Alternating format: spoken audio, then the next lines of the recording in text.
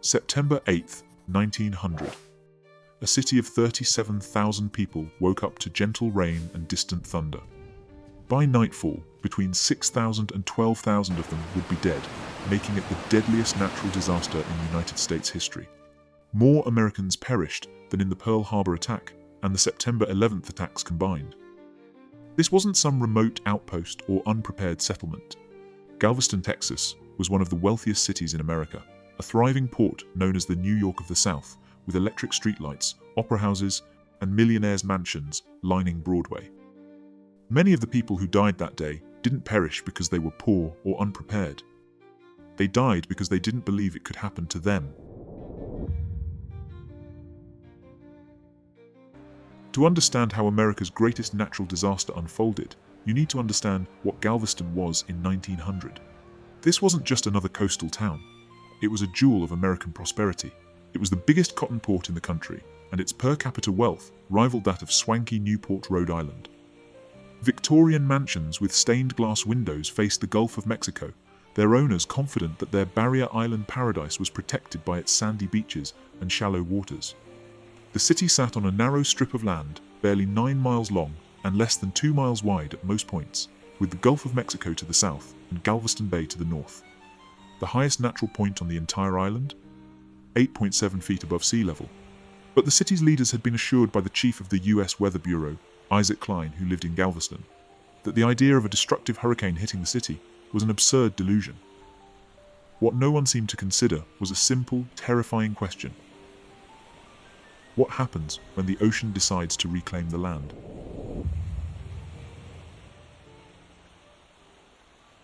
The storm that would destroy Galveston began as a tropical wave off the coast of Africa in late August 1900. It gained strength as it moved across the Atlantic, striking Cuba on September 3rd with devastating force, killing dozens and destroying crops. The Cuban meteorologists tracked its path and predicted it would curve north toward the Gulf Coast, specifically toward Texas. They tried to warn their American counterparts, but there was a problem. The U.S. Weather Bureau had recently banned its officers from receiving hurricane information from Cuba, partly due to professional rivalry and partly due to bureaucratic pride. The Bureau's officials in Washington insisted the storm would move northeast toward Florida, not northwest toward Texas. On September 7th, as the storm churned through the Gulf of Mexico with horrifying speed, the Weather Bureau in Washington continued to reassure the public. A conventional storm warning was raised, but tropical storms hit every year. A nuisance, sometimes a little damage, scary to pets, but rarely was there a casualty.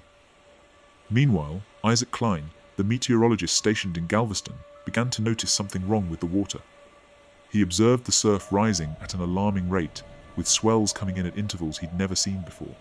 The barometer was falling rapidly, and the winds, though not yet dangerous, were steadily increasing from the north, pushing water into the bay behind the island.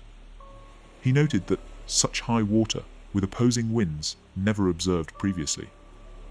A sense of primal dread gripped Klein. By early afternoon, he realized that an awful disaster was upon us and began telling people to move to higher ground. But here's what made the situation so deadly. Many residents actually flocked to the beach to watch the spectacular waves. They'd weathered storms before. The beach had always protected them. Throughout the morning, Klein himself drove from one end of the beach to the other, screaming warnings to everyone he saw, urging people to evacuate inland. Some listened, many didn't. After all, storms had come and gone in Galveston before, leaving the city entirely intact. Why should this one be different? But this one was different. At one point in the early evening, a massive volume of water surged in from the Gulf, causing the tide to rise 4 feet in just 4 seconds.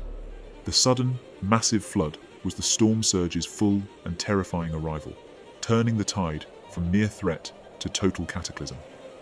What happened next defied everything the residents of Galveston thought they knew about hurricanes. The wind began to shriek at over 120 miles per hour, but that wasn't what killed most people. It was the water. A massive storm surge, estimated at between 15 and 20 feet high, came rolling in from the Gulf, powered by winds that had pushed the ocean itself toward the Texas coast. This wall of water didn't creep in gradually. It crashed across the island like a moving mountain, obliterating everything in its path within minutes. Wooden houses, built to withstand strong winds, simply floated off their foundations and became battering rams, smashing into other structures. Families who had retreated to their second floors found themselves clinging to rafters as their homes disintegrated around them. The city's famous streetcar system, with its steel rails and heavy equipment, was assaulted and battered from all sides by debris. But the most terrifying aspect wasn't the initial surge. It was what happened when the wind shifted. Around 8 p.m., after hours of winds howling from the southeast and driving water onto the island from the Gulf, the eye of the hurricane passed over the area to the west of Galveston. For perhaps 20 minutes, there was an eerie calm. Survivors who had made it this far huddled in the wreckage, many injured, all terrified, some still searching for family members in the darkness. Then the backside of the hurricane hit from the northwest, and now the winds drove the water that had accumulated in Galveston Bay back across the island toward the Gulf. The people of Galveston were caught between two walls of water, their city trapped in the jaws of this cruel maelstrom. Buildings that had survived the first surge were now pummeled from the opposite direction. Debris fields became death traps as timber, metal, and even entire structures were hurled through the flood in complete darkness. At the Ursuline convent, 93 children from St. Mary's Orphanage had taken refuge under the care of 10 nuns. As the building began to collapse, the nuns tied the children to themselves with clothesline, hoping that if they died, at least the bodies would be found together.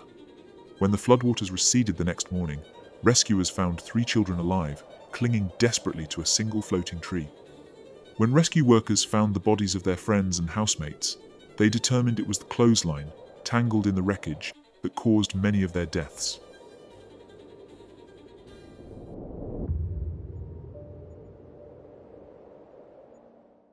In the aftermath, as the sun rose on September 9th, survivors emerged to find their city had simply vanished. Entire neighborhoods were gone, not damaged, but erased, with nothing but sand and scattered debris where homes had stood. The city's wealthy Broadway district was devastated. The poor immigrant neighborhoods near the wharves had been wiped completely from existence. Bodies were everywhere, tangled in debris, floating in standing water, buried in sand and wreckage. The initial death toll estimates were around 1,000, then 3,000, then 6,000. The true number was never accurately determined because entire families had been wiped out with no one left to report them missing. It wasn't just the poorest or least educated residents who incurred terrible losses.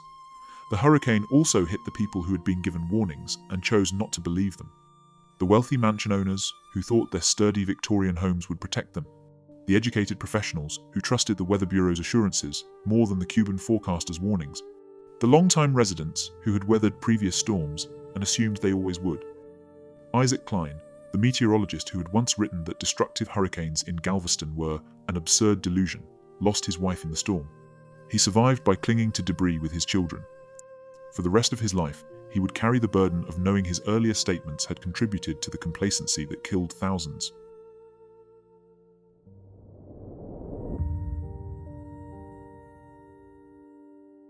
The city faced an impossible problem in the days after the storm.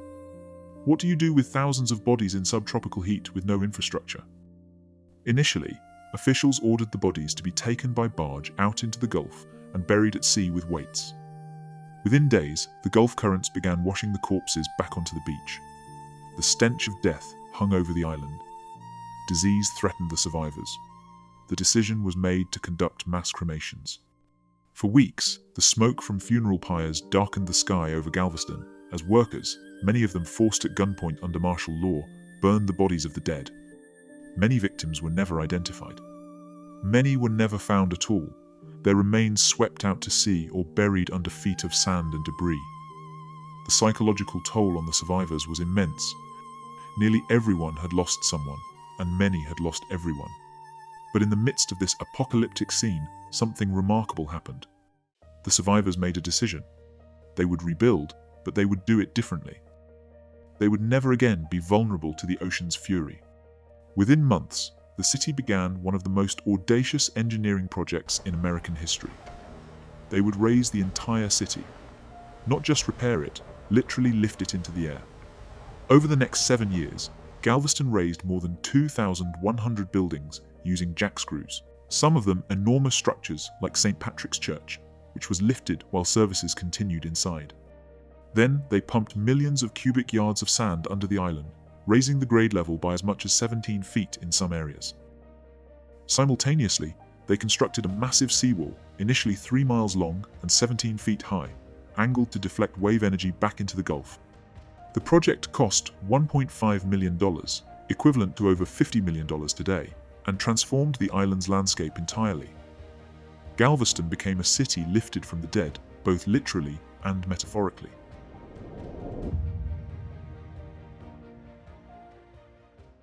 The seawall was tested in 1915 when another major hurricane struck Galveston with similar strength to the storm of 1900.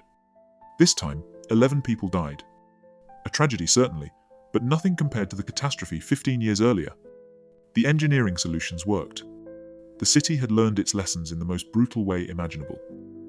But what lessons can we take from this disaster that claimed more American lives than any other natural catastrophe in history? 1. Pride and complacency are deadly. Galveston's leaders had convinced themselves that their city was invulnerable to major hurricanes. Isaac Klein's pre-1900 writings, dismissing hurricane risks, weren't based on malice. They were based on limited data and overconfidence in understanding natural systems. This same pattern has repeated throughout history. New Orleans before Katrina, coastal communities before the 2004 Indian Ocean tsunami, and countless others. No place is truly safe from nature's power, and the moment we believe we're invulnerable is the moment we become most vulnerable. 2. Institutional pride costs lives. The US Weather Bureau's decision to dismiss Cuban meteorologists' warnings and ban hurricane information from Cuba wasn't based on science. It was based on pride and bureaucracy. The Cubans correctly predicted the storm's path, while American officials got it wrong. This bureaucratic arrogance directly contributed to the death toll because accurate warnings could have prompted evacuations that would have saved thousands. Modern disaster response has learned this lesson. Agencies now coordinate internationally, share data freely, and prioritize accuracy over ego. 3. Infrastructure is destiny. Galveston's decision to raise the entire city and build a massive seawall represented a fundamental truth. We can live almost anywhere, but only if we invest in appropriate infrastructure. The 1915 hurricane proved the seawall worked. Today, that seawall has been extended to 10 miles and has protected Galveston through countless storms. This lesson applies far beyond hurricane protection. It's about flood control systems, earthquake-resistant buildings, fire breaks, and all the invisible infrastructure that keeps us safe. Societies that invest in resilient infrastructure survive. Those that don't eventually pay a much higher price in dollars and lives. 4. Warnings only work if people believe them. Isaac Klein went from person to person, imploring residents to evacuate the city. Some did, many didn't. They'd heard warnings before. Previous storms hadn't been that bad. Their houses seemed sturdy. They had nowhere else to go. Sound familiar? The tragedy of Galveston led to standardized evacuation procedures and sophisticated communication systems. But technology alone doesn't solve the problem. Human psychology does. The best warning system in the world is useless if people don't act on it. 5. Resilience is built in the aftermath. Galveston didn't just rebuild, it transformed itself into one of the best protected coastal cities in America. The survivors faced reality and adapted. This pattern of post-disaster transformation has repeated throughout history. San Francisco after 1906, Tokyo after 1923, and countless other cities that use catastrophe as a catalyst for change. Societies that learn from disasters and invest in resilience survive and often thrive. Those that rebuild exactly as before invite the next disaster to finish what the first one started. Galveston survivors made hard choices and spent enormous resources to ensure the ocean would never again destroy their home. The Galveston Hurricane of 1900 remains America's deadliest natural disaster because it represents a convergence of human factors that still threaten us.